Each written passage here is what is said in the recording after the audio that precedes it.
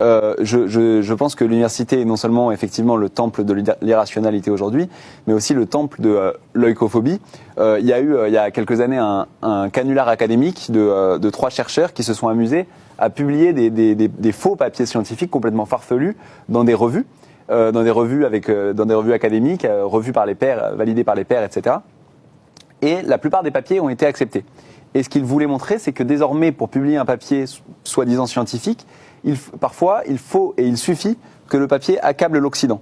C'est-à-dire, ils ont publié même un extrait de Mein Kampf où ils ont remplacé juif par mâle blanc cisgenre, en montrant que les mâles blancs cisgenres tiraient les ficelles de nos sociétés, et le papier a reçu des compliments. Ils ont publié un papier sur la culture du viol dans les parcs à chiens, le papier a été accepté. Donc, ils ont montré qu'aujourd'hui, ce qu'on appelle science dans les départements de sciences sociales n'a souvent plus grand-chose à voir avec la science. On part des conclusions de départ, à savoir l'Occident est raciste, patriarcal, misogyne, etc. Et du moment que quelque chose valide ces conclusions ou légitime ces conclusions, on l'accepte.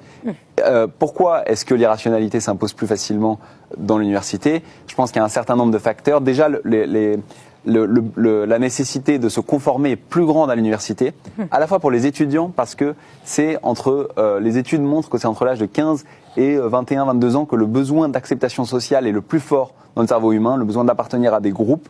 Et donc le coût social de la dissidence est plus fort pour les étudiants et les pressions de la rationalité sociale sont pour eux plus fortes. Et à la fois pour les universitaires, parce que le mécanisme de validation par les pairs institutionnalise la logique de la validation par le référentiel social.